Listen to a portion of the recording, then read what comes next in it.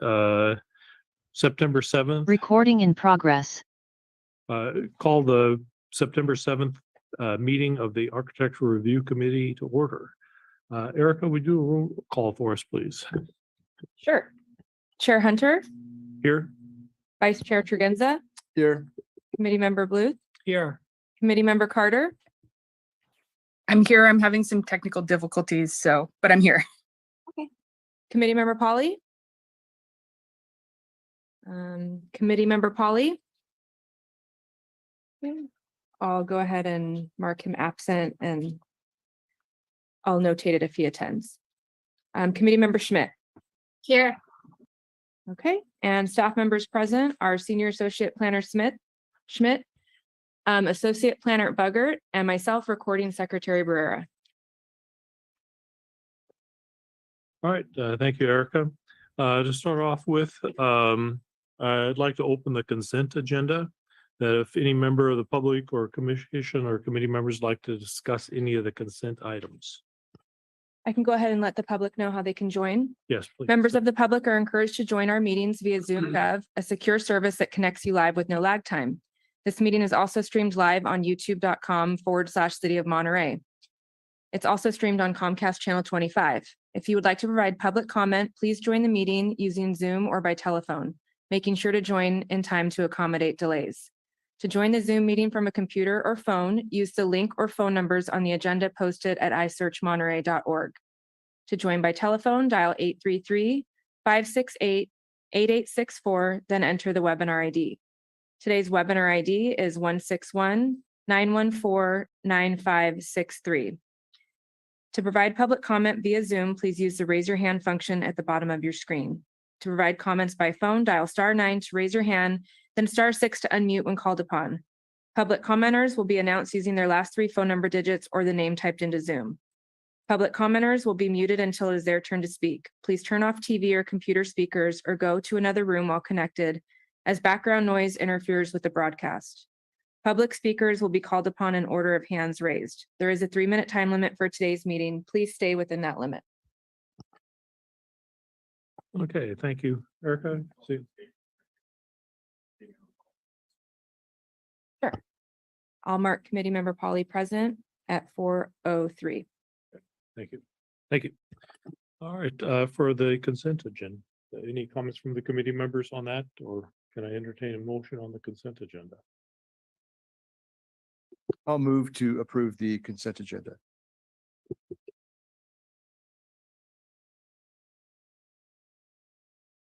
Any seconds? I'll second. All right, thank you, Shelley. The motion has been made to approve the consent agenda by Vice Chair Tregenza and seconded by Committee Member Schmidt. Erica, will you do a roll call for the vote, please? Sure. Chair Hunter, Aye. Vice Chair Tregenza, Aye. Committee Member Bluth, Abstain.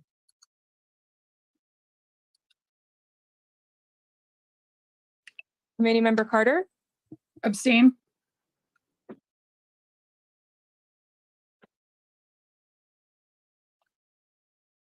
Committee Member Polly, Aye. and Committee Member Schmidt. Aye. Okay, that motion carries with a vote of 4. Okay, thank you. Next, I'll open up the meeting for any public comments for items that are not on today's public appearance items. There are no attendees.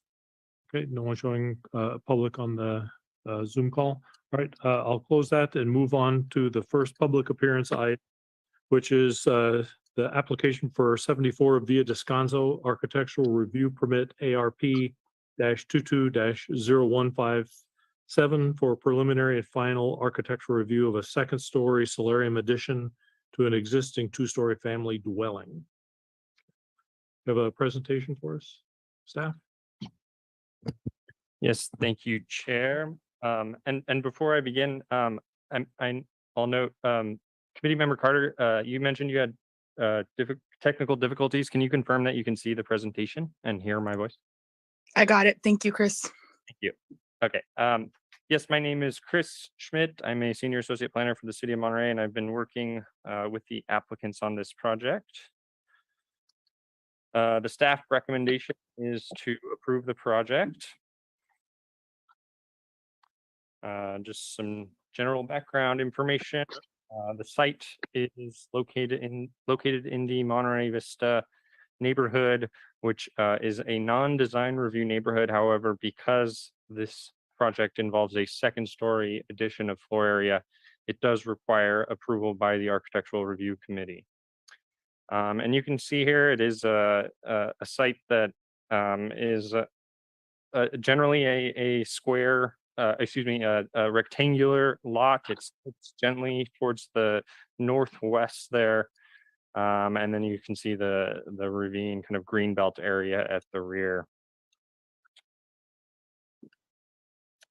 So just a little bit more background information. So I've been working on this project for with the applicants for quite some time now, and so they ultimately decided that the only way to get this project in the format that they desired, it would have required a variance. And so they did go through the process to get approval of both the rear yard setback variance and second story side yard variance. So the requirement for the rear yard is 8 feet, and it was approved to reduce that requirement to 17.5 feet.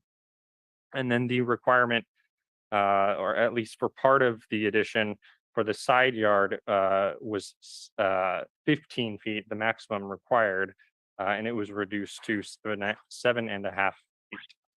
And just the findings that were made for this approval had to do with the fact that there was a large oak tree in the front yard, and I'll show the location in a photo, that required the home to be substantially set back when it was constructed. And then the other findings that were made involved the fact that that tree is still there and it is healthy, and it limits the ability to build a solarium elsewhere at the site and in their desired location. And then it was also found to be, it would be orderly development. So here you can see the site plan on the right-hand side. That mature oak tree is labeled. And then we're also highlighting those proposed rear and side yard setbacks. And this solarium structure would be built at an existing second story deck. For those of you that are not aware, a solarium is generally a mostly glass addition. So, when considering the variance in this project, staff really looked at this as, a way that they might be able to enjoy their deck in the cold Monterey summers by enclosing it. So you can see that tree there. I took from this photo from the street. It's still in good condition, as I mentioned. Okay, so the project. So here we see the elevations for that addition. As I mentioned, it would be at the location of an existing deck. And then I wanted to point out on the right-hand side, as I mentioned, the maximum requirement setback for the side yard is 15 feet. And that would actually only have been required for just this small red part, where kind of the other side of the property is not, the building basically does not project out as far as the other side of the property. And so if you remember, our setbacks in the city in our residential zones were kind of on a sliding scale. In this case, the maximum was required because at the other end of the property, the minimum is met there. And so it seemed kind of inappropriate to cut out just that piece in addition to some of the other findings that were presented. So ultimately the city approved that variance. The note on the design, as I mentioned, the solarium is mostly made of glass. The lower part would be stucco to match the existing home, and it would stand on the existing posts that support the deck. So in order to approve the project, the ARC has to make 4 findings. Staff was able to make these findings. The first staff was able to make because the property does meet the development standards with that approved variant. The addition would be sited at the existing deck. So it's an area that is used by the owner and would be continued to use in a similar manner where they can enjoy that green belt area at the rear. The form and mass were determined to be appropriate because they're in scale with the dwelling, and the style with the exterior materials would be compatible with the existing home. No views or view, privacy, or living environment impacts were found to be unreasonable.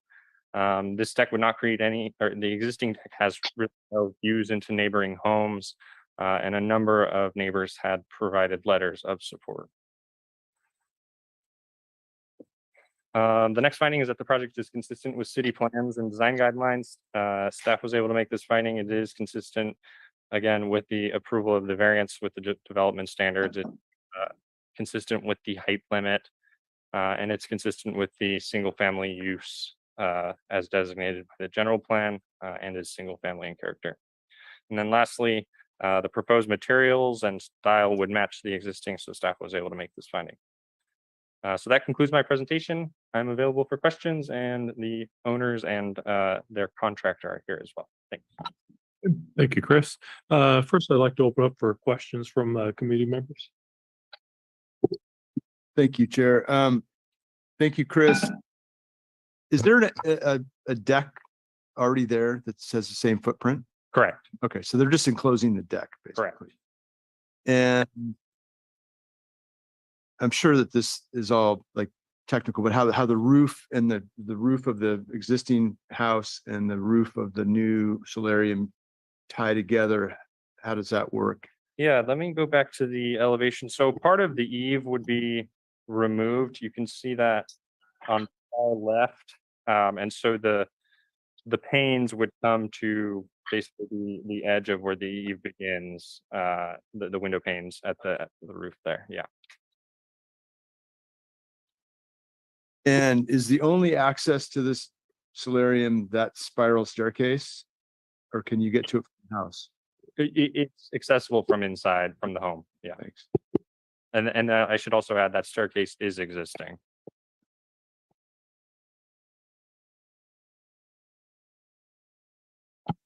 Any other questions from committee members? Okay. Next up, if the applicant is present, would they like to make a statement? No? Okay. Erica, would you pass the public how they can join or comment on this item, if you would please, and see if we have any public comments on it. Once again, to join the meeting from a computer or phone, use the link or phone numbers on the agenda posted at isearchmonterey.org. To join by telephone, dial 833-568-8864, then enter the webinar ID. Today's webinar ID is 161-914-9563.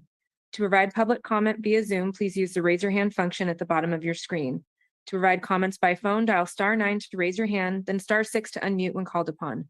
Public commenters will be announced using their last 3 phone number digits or the name typed into Zoom.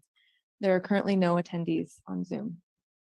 All right, thank you, Erica. Then anyone signs in, we can give them access there. At this point, I'll go ahead and open up comments from the committee members.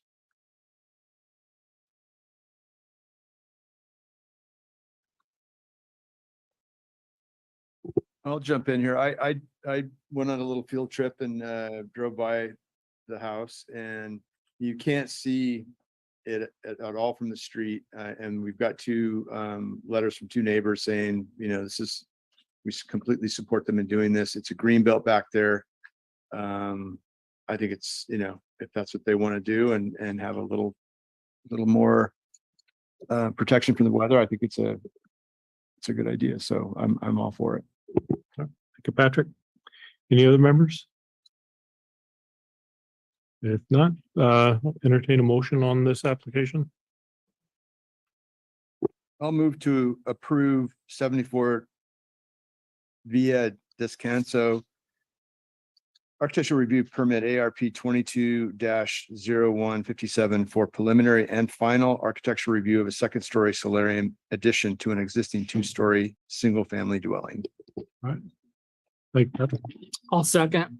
All right, thank you, Bob. We've had motions put forth by Vice Chair Tregenza to approve ARP -22 -015 and 57 and seconded by Committee Member Bluff.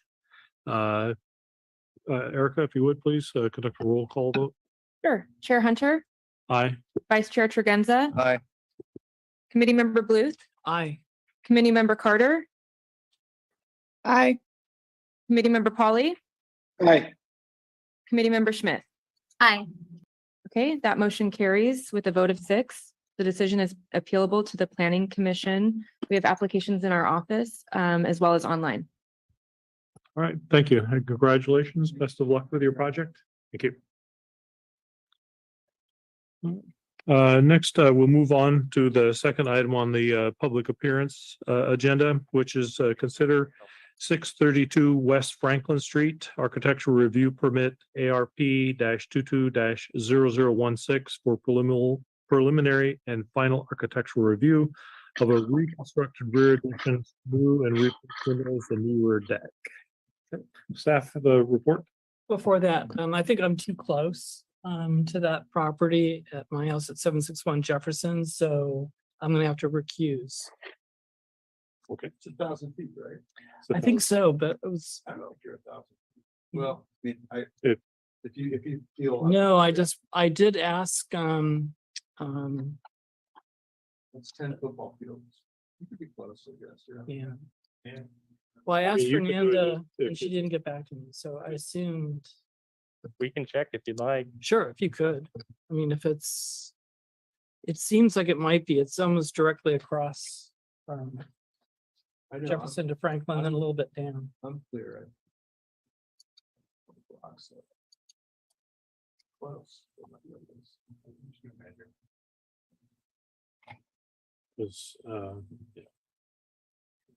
I've done it on Google Maps and stuff a couple of times. Oh, I didn't even And think of it. it gives you the distance between the two.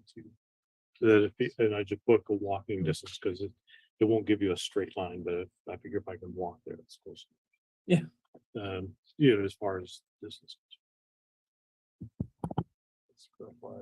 Yeah. But I've had to do that twice. Mhm. It was a fun- I think that's- 831. Bye, guys. All right, note that committee member Bluff is recused for discussion decision on this item. All right. And we still have a quorum. All right, Chris. Oops.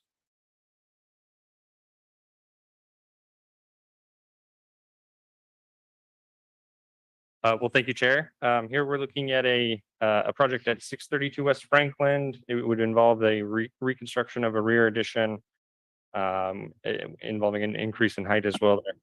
New and replaced windows and a new deck. So the staff recommendation is to approve the project with the condition. As I mentioned, the proposal it involves an increase in height at that rear addition that's being reconstructed there. And that increase in height requires review by the ARC since it is technically a second level in the existing home. And that addition would also have exterior siding. There's also a new second level deck at the rear, which steps up and would also be above the existing garage. And that garage is to be converted to. And as I also mentioned, there would be new and replaced windows. And then lastly, reconstructed dormers with new siding as well. So here we see the project site. There's an existing 2-story home. It's located in the Old Town neighborhood. It is a substandard lot at 3,825 square feet. So on the right-hand side, I have the whole site plan. Generally, all of the work is kind of at the latter half of the property. And you can see that new deck and hot tub that are labeled there. That hot tub is actually subject to some zoning ordinance requirements. So I'll discuss those as well. And then you also note there's a 13-inch pittosporum tree that's actually proposed for preservation. So they would basically wrap the deck around that tree. Here are the existing site plans. The overall footprint of all three of these levels is not changing. The proposed site plan shows the new additions and some of the internal new walls as well. And so I've highlighted that area where the rear shed roof addition would be basically reconstructed and that roof would be raised. And as I mentioned, the new deck as well. Here's the front elevation. There's no change here except for the dormers at the top on both sides would be rebuilt. And then here's the east side elevation. So the right-hand side, if you were looking at the front of the property. And I've highlighted a number of the changes. So you can see in the smaller box, there would be one window would be moved and then 2 new windows would be added. And then on the larger box, you can see that increase in height there for that rear addition. The stair to that addition would be removed and then the deck would be wrapped around. And then it would also step up above part of the garage. And I will also note, the architect does make a note here that the siding for the addition and for the dormers would be changed from the 3-inch horizontal siding to a 6-inch horizontal siding. And that is in an attempt to do an addition that is non-original and differentiates from the rest of the home. Looking at the other side, the west side, left side, if you're viewing from the front, have the same story here. A number of new windows, and then the deck and addition are visible as well. And I think this elevation of the rear is the best elevation to see what that true change in height is and style really of that rear addition. So the applicant is proposing to make this addition kind of more in line with the existing home with that hipped gable roof style versus the existing shed roof. And again, that differentiating siding ties it in and allows it to be compatible, but still is a little bit different. And as I noted, so there's an existing tree here. I've marked with an orange circle, and you can see a very tight photo of that tree's location. This tree was initially proposed for removal. I had talked to the architect and said, could you potentially maybe preserve it and might offer some shade at their hot tub, and they agreed. Ultimately, staff does want to preserve trees most of the time when it seems possible, and so this seemed like a case where it could work. If they do want to remove it in the future, they will have to apply for a tree removal permit. So staff was able to make the findings for this project. It does meet development standards. The new addition would better match the existing style, and it's similar in scale to the existing. In terms of use privacy and living environment impairments, staff found that these impacts would not be unreasonable.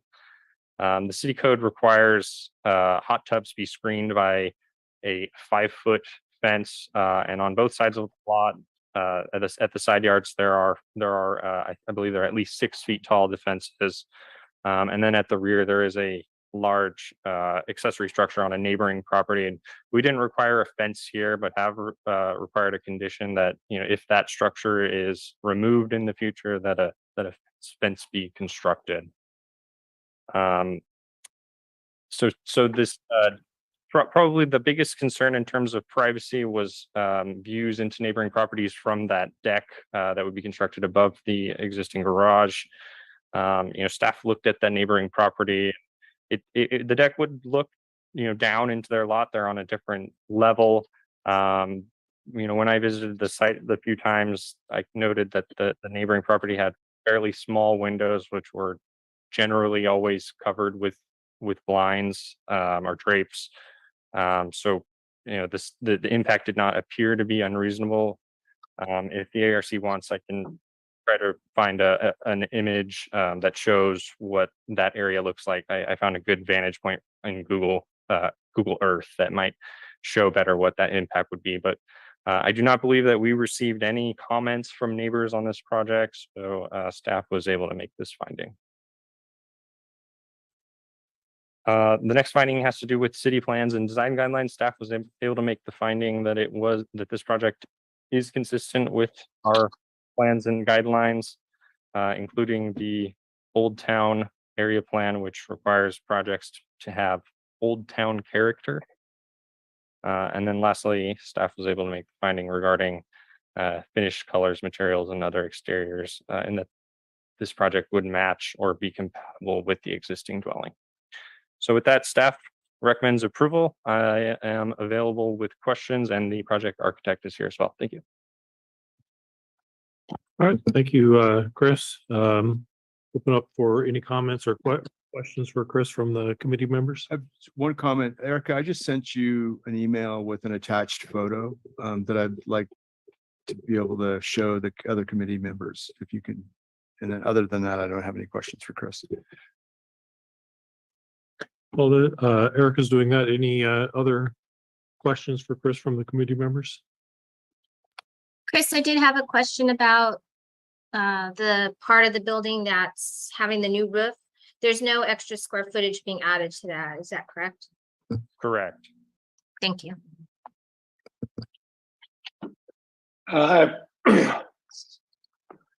This is Justin. I have one quick question. Are pittosporums protected trees in Monterey?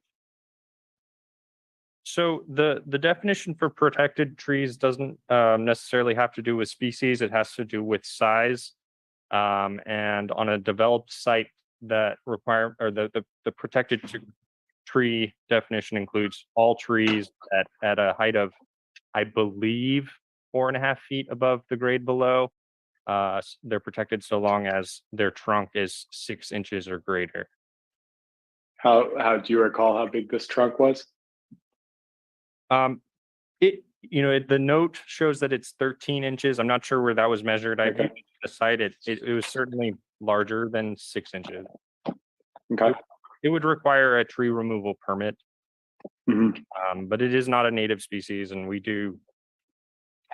If they did request removal, a permit for removal, we would require a native species replanting generally, though we don't always.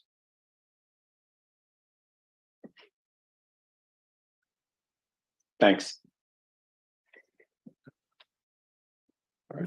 Actually, did you want to say for comments on that? Sorry. Okay.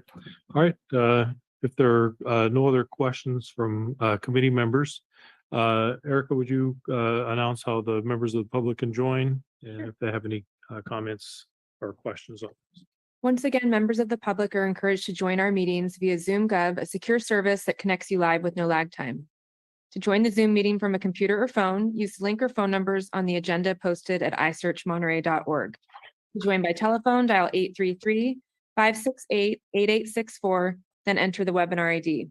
Today's webinar ID is 161-914-9563. To provide public comment via Zoom, please use the raise your hand function at the bottom of your screen. To provide comments by phone, dial *9 to raise your hand, then *6 to unmute when called upon. Public commenters will be announced using their last 3 phone number digits or the name typed into Zoom. There are currently no attendees Okay, online. all right. Thank you. Now I'd like to offer the applicant, if they would like to make a presentation, state your name and.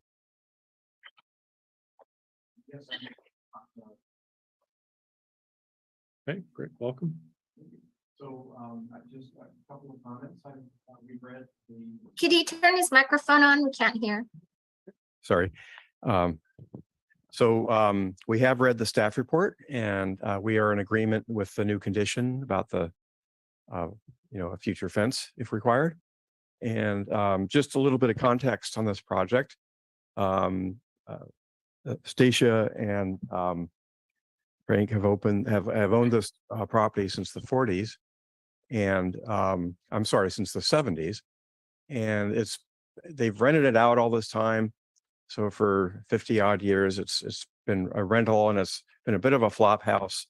So it's really in bad shape, and they want to finally move to Monterey and retire to this home. So we hope that this nice 1908 Victorian can be fixed up, and you can see from the pictures that it's really in need of all kinds of roofing and painting and remodeling. So hopefully this project represents a needed upgrade to this existing house. If I'm available for any questions. Thank you. Any questions for the applicant from committee members?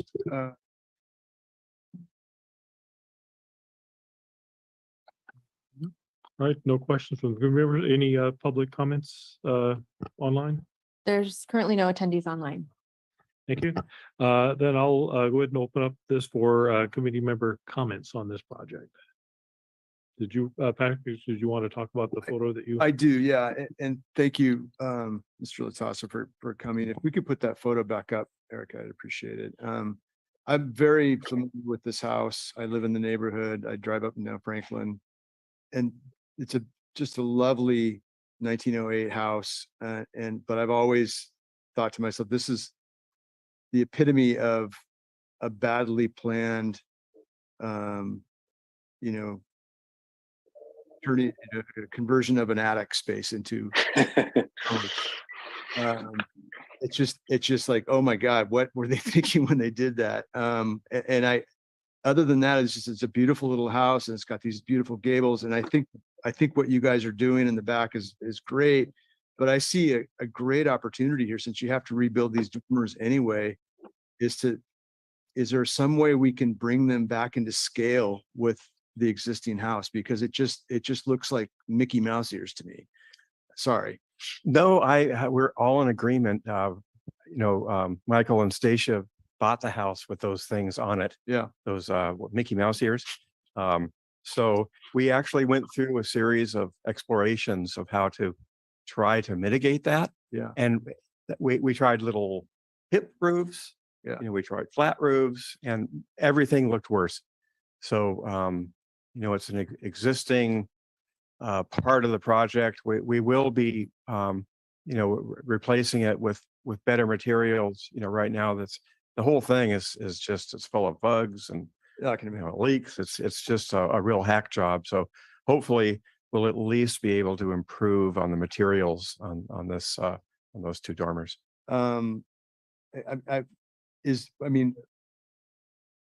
I don't think these are original to the house. Do we know when they were added? Is there any record of them having a permit to add these, or? Michael and Stacia bought it, I think, in 1972. Yeah. And they were already there. CV couldn't find any record of them. So they've been there since at least 1972. They must have been added at some point before that. I'm just curious as to, since they have to be rebuilt because of they're not up to code or they're falling apart, is that an opportunity for us to, as an architectural review committee, to say, you know what, you've got to come back with a better design than this? And I don't know the answer to that. I'm asking staff for that, because it's just, to me, like it's a good opportunity to fix a wrong that's been an eyesore on Franklin Street for decades. And I'd really like to see, they're not even symmetrical. They're like, one's higher than the other. They're at different slopes. Yeah, they're pretty goofy. Yeah. Well, I mean, I would ask the committee to approve the plans as submitted, because I don't have these drawings here to share with you, but we did explorations of those roof forms at those upper dormers, and there was everything looked worse. That was my opinion. Certainly, if the committee decides to send it back for that matter, but really we would hope that the committee would approve, an existing situation, that we aren't we're only going to make it look better. I agree with that. It's just that, it doesn't seem to me that there isn't a solution that would look better. There's probably not a solution that would give them the same amount of living space and look better. Usable headroom and stuff like that. So, I mean, this might be a situation where, they might have to to make it look right, they might not get to stand all the way to the outside edges of that room, to look out the window. There isn't even a window on the left, or is there a window in the back? I'm not sure. There's a window on the right side, there's no window on the left, and there's a little window in the back. Yeah, I mean, it's just like closet space or something. Yeah. Well, all I can say is I understand your position. Yep. But really, it's an existing condition that came with the property. Yep. But the ceiling heights up there are so minimal. It's barely going to be meet the building code as habitable with this project. We're going to have to use really minimal rafters and everything to make it work.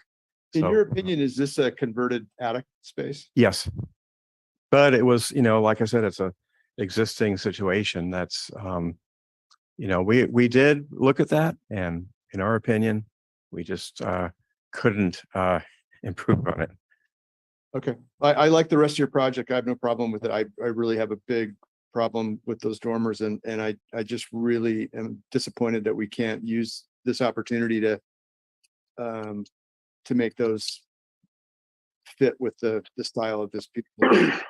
Okay, thanks. I mean, hopefully there is some other mitigation visually that your main experience from the sidewalk or from the street is those dormers are cut off by the mass of the lower roof. Of course, the elevation is fairly hypothetical. You never really get that totally horizontal view of the structure. But anyways, I do understand your point. Thank you.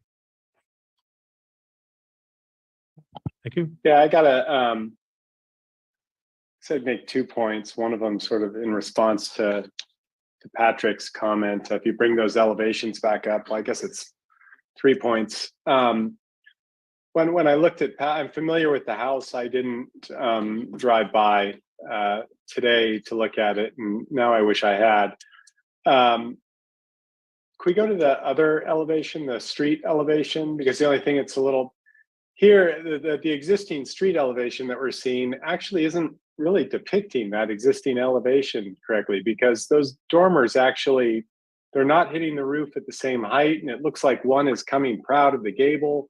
It actually looks, when you look at this drawing, it actually looks much better than the photo that Patrick provided, which I agree just looks like a train wreck. And Terry, I don't know that I fully agree with that. This isn't a solvable problem with a better roof solution. I mean, the thing that makes it hard is that the dormers aren't the same width, and I just don't see why, with so much work being done to the house, and the fact that dormers are essentially being rebuilt, why they wouldn't widen the one dormer to match the other dormer, which would make it very easy to put, a better roof line on both of them that somehow relates to the existing house. Yeah, I feel like that's a fixable problem, but I don't know, how much leeway we have given that it's an existing condition. I would love to see some of the studies you did. But yeah, I agree. And I think I sort of harp on drawings a lot. I do feel it's a situation where that existing elevation isn't fully representing, existing south elevation isn't representing the sort of messiness of that existing dormer condition. So it's important to represent that stuff clearly. And I guess the thing that concerns me is I'm not sure that the proposed elevation is going to look as clean as it is, because again, Terry, it looks to me like from Patrick's picture that rake wall is coming proud of the little widow's peak on the main dormer. Am I incorrect on that, or how's that getting fixed? If you look at the roof plan on sheet 6, Uh-huh.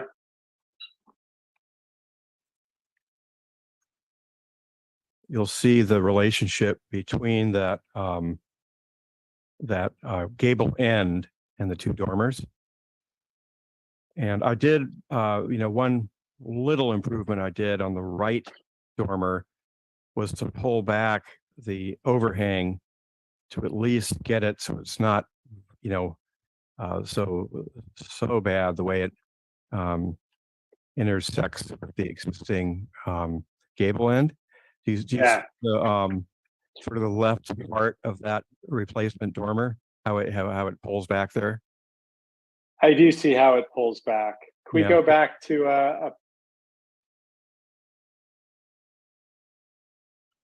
Patrick's picture, maybe?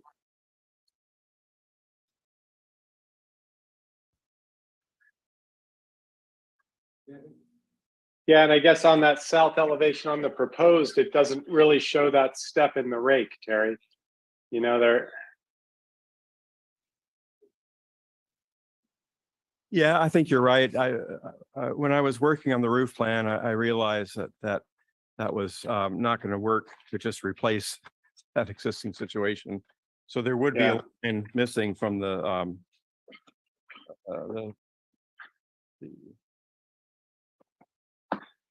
Yeah, and I realize we're in the weeds here, Terry, but I think it's those weeds that are causing some of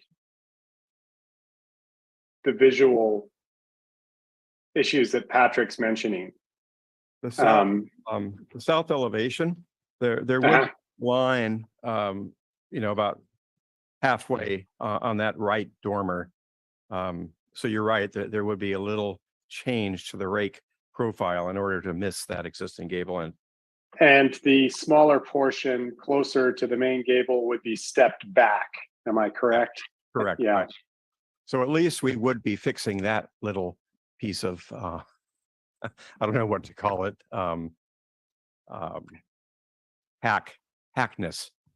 Yeah, and then the proposed east elevation, I guess, isn't really showing that correctly either. Am I correct? Well, on the east elevation, you wouldn't really see it because it's, I guess you're right. The very top. Yeah, the east, yeah. Yeah, there would be a little piece of that left part of that dormer that would be shown a bit back of the existing rake. Okay. And your drawing shows the dormers as symmetrical, but they're not. Is that, for the photo, you can see that the one on the right is higher than the one on the left, that the rake of the roof is at a different angle. Well, I'm not sure, I think the angles are very similar. I think what's going on with that picture is the dormer on the right is closer to the camera than the dormer on the left. So it appears higher. Let me ask you this, when you rebuild the dormers, is your goal to make them symmetrical as far as the roof line? Yeah, definitely. Yeah. Yeah, Terry, because those dormers are definitely not hitting at the same height. No. Yeah, they are a hack job. Our attempt would be to try to finish them off, as carefully as possible to probably the same slope and the same, the same line as it meets the existing gable.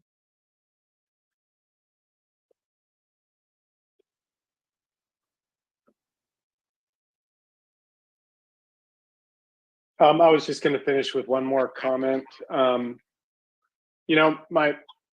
thought on that pittosporum and building decks around trees.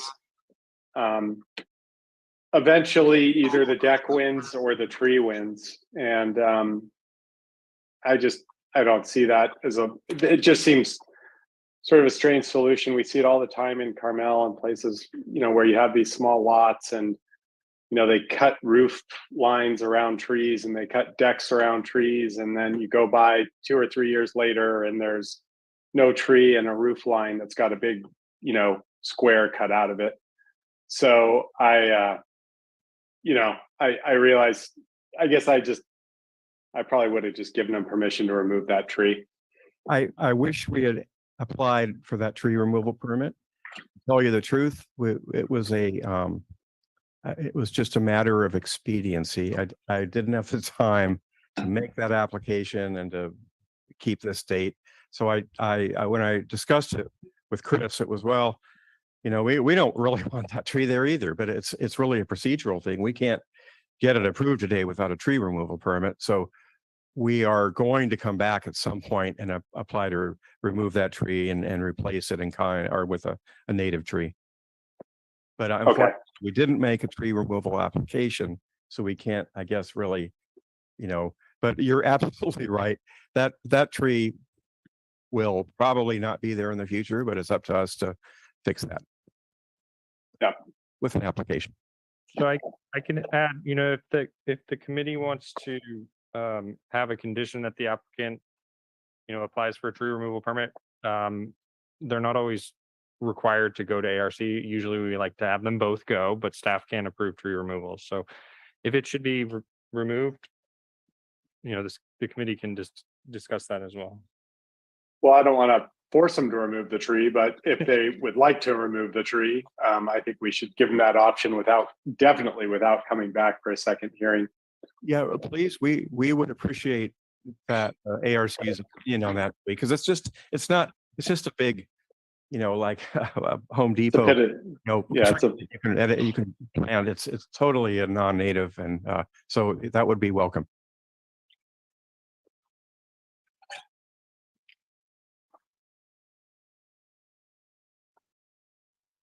Okay, any other comments from the committee?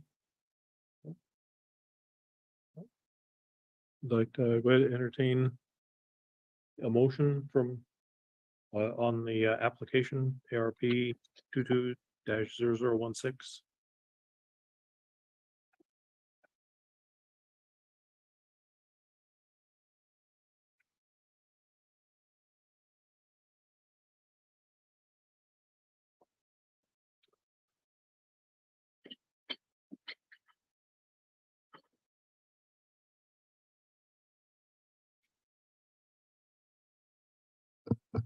I guess I'm still struggling with the dormers, I think. They're being rebuilt. I feels like a fixable problem.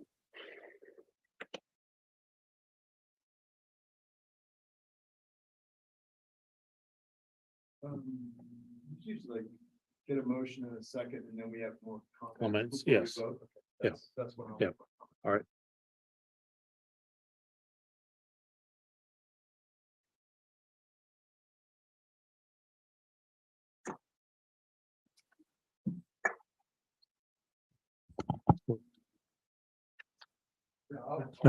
I feel bad making a motion to approve when I'm probably not going to vote. Okay. So, yeah. All right.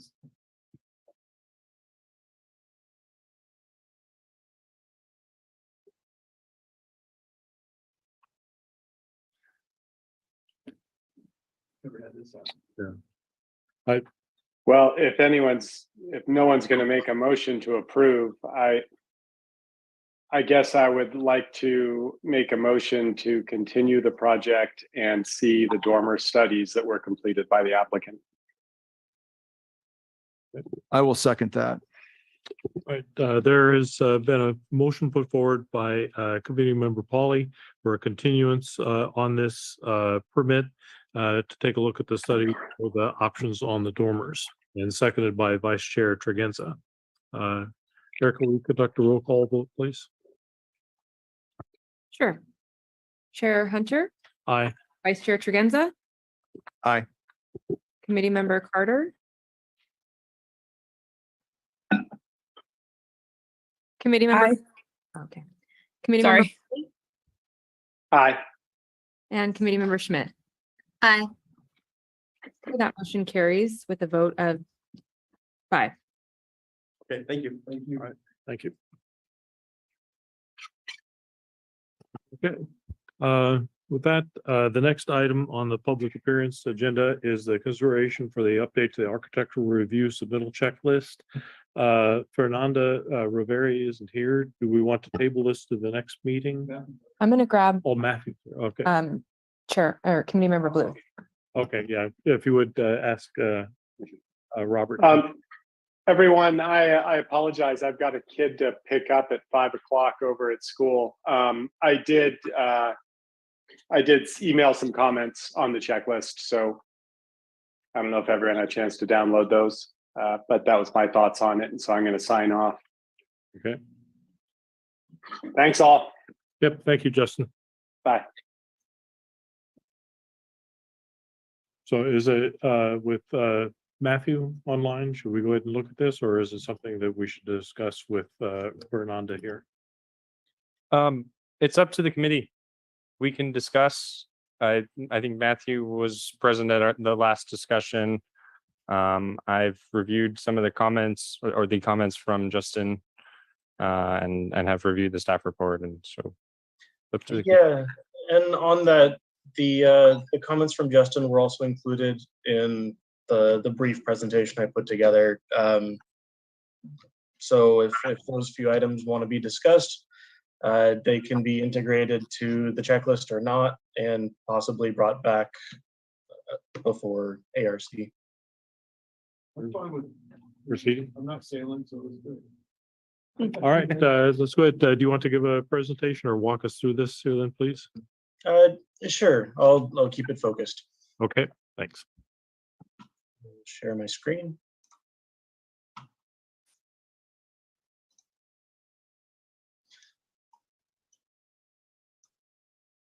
All right, so this item was brought to the previous architectural, or I guess 2 ARC meetings ago.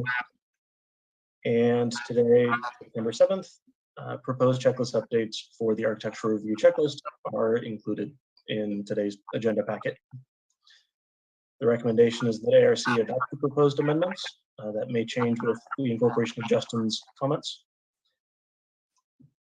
For some background, the reason we're reviewing these checklist updates is because due to City Code Section 2-501, the special powers and duties of ARC, it is one of the special powers is that this committee review and oversee minimum submittal requirements for administering architectural review.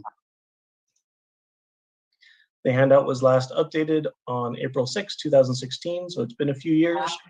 And the public handout includes submittal requirements for architectural review related applications. There were various strikeout and underlines provided as attachment 2 to the agenda report. And these changes are incorporated to the exhibit to the resolution. The updates that were made to the checklist include reflecting the new submittal process electronically these days, and based on some comments during the previous hearing that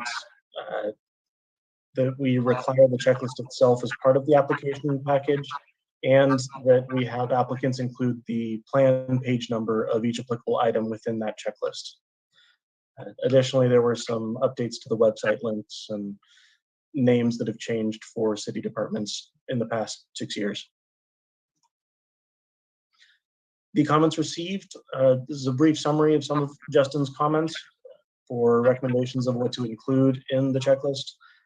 That the setbacks of all 4 sides be included as part of an application, not just the side with improvements. This comes up when structure is located far away from one side of the property line and has ended up closer to another side, and so they may need a variance or something. Also, the footprint of any structure within 15 feet of the property line to indicate the relationship of the structure to nearby structures. That the drip lines of trees be included on the surveys and site plans due to the reason that these are indicative of the root zone area. Also, that a topographic survey be included for new buildings or large additions, not just if it's within 3 feet of the property setback. And that a 3D image of the project be included for entirely new structures. So with that, the recommendation was that ARC adopt the proposed amendments to the architectural review submittal checklist. Okay, thank you, Matthew. Just a quick question. Just to confirm again, are the suggestions that Justin emailed you, are those included in the draft that you've presented? Unfortunately, they are not, and we received the comments at around early this afternoon, and so they were not included in the All right, thank you. package materials. Any, Sorry, Matt, I thought that the last list you just showed included like the drip line. Wasn't that one of Justin's suggestions or? Yeah, so that slide showed Justin's comments of things to include. included in the packet? Right. Okay.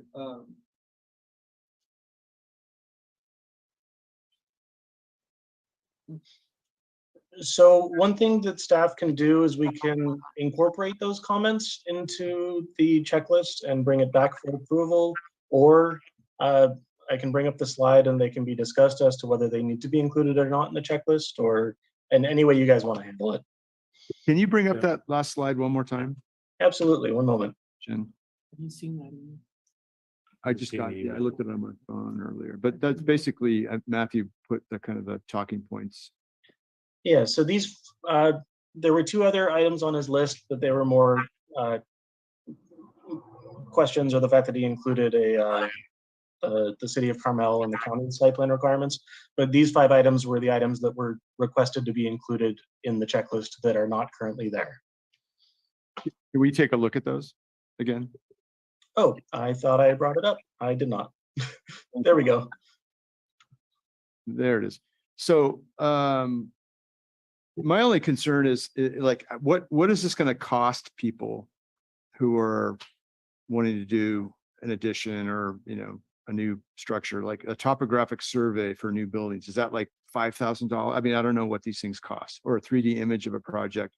Because I don't want to make, and I'm assuming that Justin is bringing these up because this is what other cities do. But I wouldn't want to make it like hugely cost prohibitive for people in the permitting process. Do you have any answers to that, Chris? Or Yeah, I can answer that. Yeah. That's something that we were thinking about as well. So a survey, the city's adopted policy, it was adopted by the planning commission, was that a survey is required when any sort of new structure or addition comes within 3 feet of a required setback or a required height limit. So we typically do not ask for it if they're beyond 3 feet away from those requirements. Generally, for a new building or a big addition, you do come within those, you know, that distance from those requirements. You know, the comments that Justin had also included, you know, the topographic survey should also include, you know, trees and other sort of features on the site. And when we do require a topographic survey, we do require those things. I mean, and the surveyors provide them, you know, as detailed as they possibly can. You May I know, make a comment, Chris? yes. I just wanted to note that the checklist items, if it's not included on the checklist, we can't require it as part of an application. So if it's not included on the checklist, we can't ask for it from an applicant. I know last time there was a brief discussion about when we require things versus not, and there is an asterisk near the bottom of the checklist, and also codified that it can be discussed as to whether or not it's included as part of an application. I know there's items on there that talk about roof lines, and if your application has nothing to do with adjustments to a roof, we don't require it. So these are more items of, if you'd like to see this on a future project, if it's not included on that checklist, it can't be asked for. So we should make sure that that's something we feel strongly about, that it's on the checklist. Mhm. Right. So it's not necessarily that everybody that comes in is going to need to do a topographic survey, but let's say it hits hearing and it's become questionable as to the topography of the site or the drip lines of the trees. It being on this checklist, it can be requested and required as part of the application. I have one other quick question. A small one is on the next to the last point about requiring a topographic survey for new buildings and large additions. how large of an addition would require it? Is it still the one that would be required if it, it comes up against the setback requirements you mentioned, or is there any way of quantifying it as well? It's not that big, but Yeah, so percentage of the existing lot or whatever. absolutely. So the comments that were included in the letter were pretty much drag and dropped into here about an hour before the hearing. That is absolutely a discussion point, just like we made the 3-foot requirement for requiring a topographic survey when it's within 3 feet of a required survey. I mean, of a required setback. It would be nice to be able to quantify some of these items. Yes. Yeah, I'll add, I did read that comment and I didn't have time to go and look at what the city of Carmel established as a large addition. So we could spend more time looking at that as well. I think the survey requirements as established by the Planning Commission are pretty adequate. I think that our current checklist does require you to show things like topography and trees and the existing checklist requires all of those things. So I'm not necessarily concerned with this, request to have additional stipulations as to when a survey would be required, because I think the way that our city looks at them, it seems to serve its purpose. And those things are put out under the Planning Commission The review. Planning Commission has adopted that policy in 2004. And you don't think that these are cost prohibitive for most applicants? So yeah, to answer your question earlier, the surveys are expensive. I know that especially a topographic survey, our staff often opts for the minimum necessary required. So if you'll note that the Via Disconzo project that we looked at today, it was not a topographic survey. There was topography at that site, but the addition only went up to 18 feet where the height limit is 25. So our staff has the discretion to say, okay, this is the level of survey, the level of detail the survey should show. When I reviewed that project, I said, okay, well, the rear is pretty flat where they want to do the addition. I can reasonably say that, yes, this addition will be 18 feet based on the contractor's measurement. It's this 17.5 feet away from the rear property line. Let's verify that at least the lot line so there are no disputes between property owners, and leave it there. In circumstances where there's a vacant site and there's lots of trees and lots of topography and grading involved, I could see it's us saying, yes, the full survey is required. But I think our staff understands when we can save our applicants some money. Even in that example that I mentioned, I also told the surveyor you can do a partial survey. It saves them even more money. So we try. We're cognizant of the costs of developing plans. The other things I was going to mention, one of the comments from Justin was to include the footprints of neighboring structures within 15 feet of a property line. You're looking at your surveyor or your designer architect going and doing additional drawings on a site plan, at their hourly rate. It may not be that much more expensive, but yes, it does cost more money. I have a question for staff. Do you see a benefit for the 3D image? I'm just not sure what a 3D image would show that the typical architectural drawings wouldn't show of elevations. It's when I saw that comment, actually the cost was the first thing that I thought about. They're very helpful a lot of the time, but we try to accomplish what a 3D image would accomplish through story polls and through elevations and stuff like, we go to the site and take photos. I wouldn't say that it's absolutely necessary. It could help. It could be on the list and as an optional item. But I don't think that staff's recommending today that it should be required. As a former planner, I agree with your assessment about it. It could be, you don't want to make the permitting process so costly that it affects other things that may be in the budget for, in terms of material or landscaping or something like that. So I don't know if there's any way to put the discretion of requiring those mostly the 3D image is the one I kind of have an issue with. If we could put that on the discretion of staff, that if they feel that it is some kind of project that might kind of be on the edge, or, you know, may not be on the edge of being consistent or not consistent, maybe they can require that if needed, but I wouldn't want that, you know, for something simple like the Solarium project we saw today. It says new structure, but I mean, you know, a small ADU or something is considered a new structure, correct? And I don't know that we need that for something that might be very small, minimal, and maybe not even visible from the street. Yeah, you know, and I'll also make the comment that you know, there are circumstances where our staff has requested a 3D rendering. The city code requirement for architectural review, as the ARC knows, requires story poles and noticing.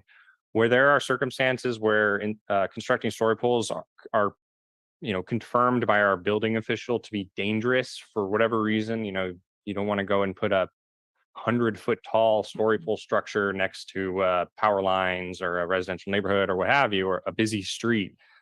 We've requested, and the code says this, alternative means of identifying the, you know, bulk and mass of the proposal. So there is kind of that out for a very specific circumstance to require that type of thing. I think our staff is okay with leaving it there. You know, if the committee wanted to clarify that that's for that type of situation, you know, that maybe this is actually required and it's on the checklist for circumstance when there are no story poles because the building official has determined they're unsafe. I think that is something that could be supported, but it's kind of sort of implied in our code, and that's how we require it, the alternative means of noticing. You know, it just seems like you're already requiring this stuff when you deem it necessary. So we don't really need to add this necessarily because it's already part of the planning, like the surveys, right? And so, well, so as Matthew noted, we typically we can only require what's on this existing checklist. You know, a 3D rendering I don't think is on there. But what the code says is, you know, like I said, so long as the building official says that there's a you know, an actual risk to life and safety to people and property, alternative means can be provided, and it's left open like that. So, you know, we'll usually work with an applicant on how they can display the project without story poles, and this is usually the way they do it, is through a rendering. so I guess you could have the 3D image on the checklist that says if it, you know, doesn't meet these requirements, it's required to have a 3D image. Or if it doesn't meet these requirements, we require a topographic survey. It's like checklists on the checklist. Right. Yeah. Or conditions on the checklist. More things to check off.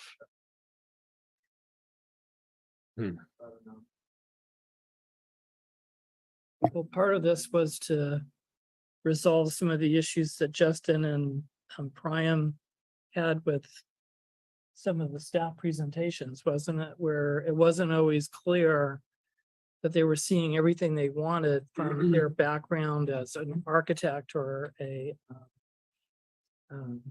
doing similar jobs. They could see some more in the the plans that we did or I didn't.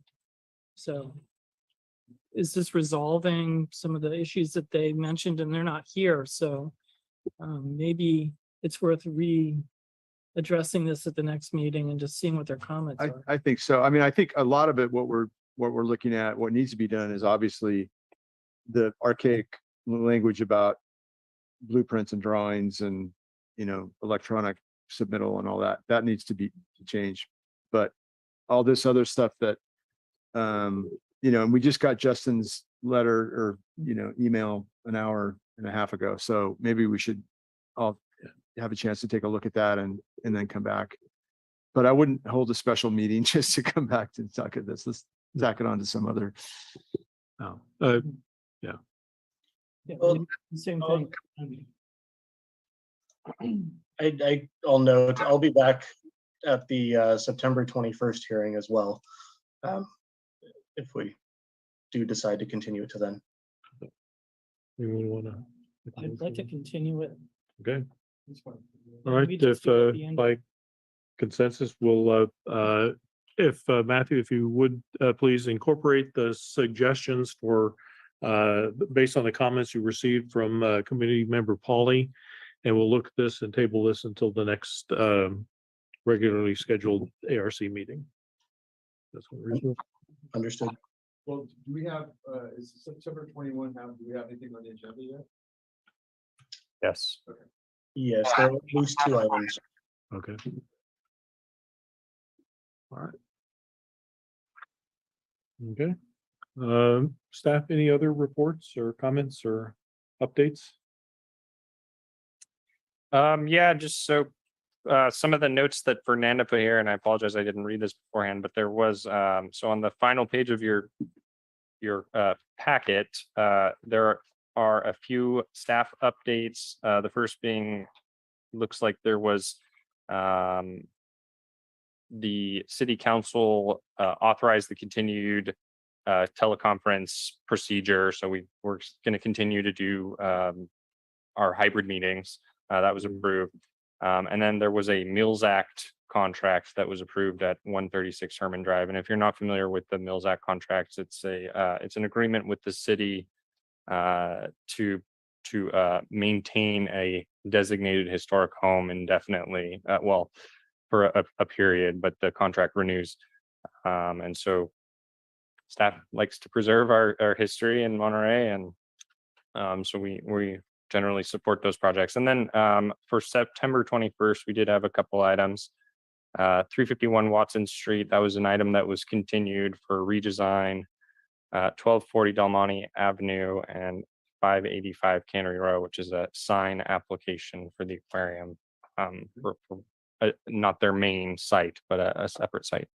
What was the address on the Watson? 351. Yeah. I think I'm too close to that one too. And I'm gonna be Well, doing. We'll take a look before the hearing. How about that? Okay. Any other questions or comments? Entertain a motion for adjournment. We'll move to adjourn. Okay, our Yeah. motion made to adjourn by Vice Chair Tregenza and seconded by Committee Member Bluth. Yeah. All right, we'll adjourn it at current time 5:13. 5:13. Thank you, Chris, Matthew, Erica.